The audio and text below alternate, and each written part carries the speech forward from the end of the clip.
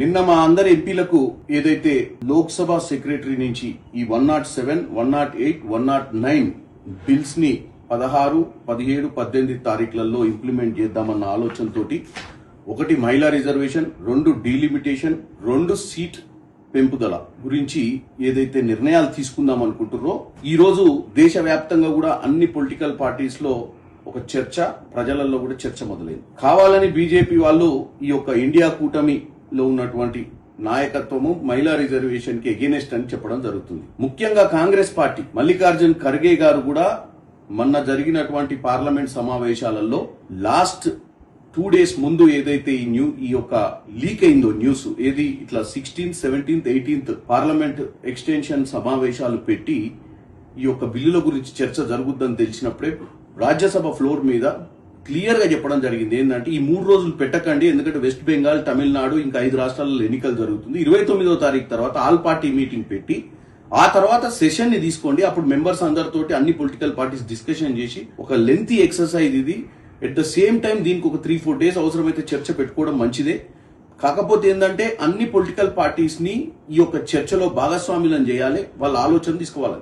ముఖ్యంగా ఈ రోజు 2026లో జరుగుతున్నటువంటి జనగణన 2027కు కంప్లీట్ అవుతుంది. పోయినసారి 2023లో కూడా మహిళా బిల్లు పెట్టడం జరిగింది. 106th అమెండ్మెంట్ బిల్లు పెట్టినప్పుడు అన్ని పొలిటికల్ పార్టీస్ యాక్సెప్ట్ చేసినాయి 33% మహిళా రిజర్వేషన్ ఎక్స్టెన్షన్ కి. ఇప్పుడు కావాలంటే ఇప్పుడు అదే బిల్ ని, ఎందుకంటే 2023లో పాస్ అయిన బిల్లులో ఇదే బీజేపీ ఎన్డీఏ ప్రభుత్వం అప్పుడు 26 సెన్సెస్ తర్వాత ఈ 33% రిజర్వేషన్ తీసుకుంటామని అందులో పొందుపరిచిర్రు. ఇప్పుడు కావాలంటే మీరు 33% 543 మెంబర్స్ లోనే 33% ని మీరు ఇంక్లూడ్ చేసే విధంగా ముందుకు పోతే మాకు అభ్యంతరం లేదు. కానీ కేవలం సీట్లు పెంచాలి అని 50% ఏదైతే ప్రోరేటా ప్రకారం పంచాలన్న ఆలోచనతో మీరు ముందుకు పోతుర్రో దానివల్ల దక్షిణ భారత రాష్ట్రాలలో అన్యాయం జరుగుతుంది.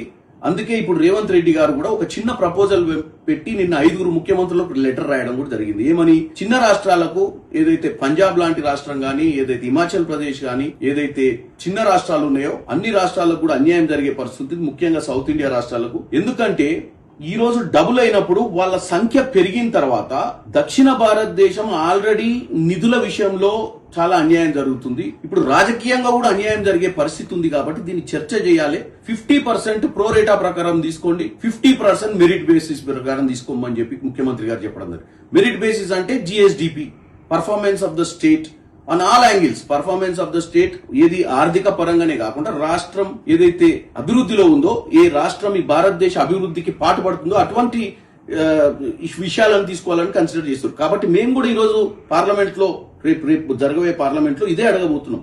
ఎందుకంటే ఒకటి, అన్ని పొలిటికల్ పార్టీస్ తోటి సంప్రదింపులు జరగకుండా ఒక్క 10 రోజులు అయితే నష్టమే ఉంది. మీరు తీసుకునేదే 2011 సెన్సెస్. నిజంగానే 26, 27 సెన్సెస్ తీసుకుంటున్నారు అంటే ఇంకా టైం ఉంది. ఇప్పుడు 11 సెన్సెస్ లో పెద్ద చేయాల్సింది ఏం లేదు. డేటా అంతా రెడీగానే ఉంది. మరి అప్పుడు అన్ని రాష్ట్రాలలో ఉన్నటువంటి పాపులేషన్ ప్రకారం చేస్తారా? ఎందుకంటే సడన్ గా 816 ఉంది, 850 చేసారు నిన్న, 850 దాకా అని. మరి ఇప్పుడు చర్చ ఏం చేస్తారో తెలియదు. ఎందుకంటే 815 ఏమో రాష్ట్రాలకు, 35 ఏమో యూనియన్ టెరిటరీకి అన్నారు.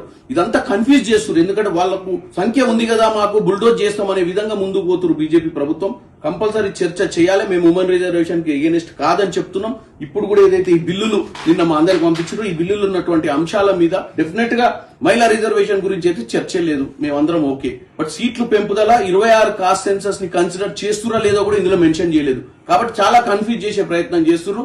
వీటన్నిటిని థియేటర్లో ఈ రోజు 3ంటికి మధ్యాహ్నం ఢిల్లీలో ఖర్గే గారు ఆల్ పార్టీ ఇండియా కూటమి ఆల్ పార్టీ నాయకులతో చర్చ చేస్తున్నారు. దీని అవుట్కమ్ ఏందో మనకు తెలుస్తుంది. డెఫినెట్ గా మేము ఈ యొక్క బుల్డోజ్ చేసి వాళ్ళంతా వాళ్ళకి ఇష్టమైన విధానాన్ని మాత్రం వ్యతిరేకిస్తున్నాం.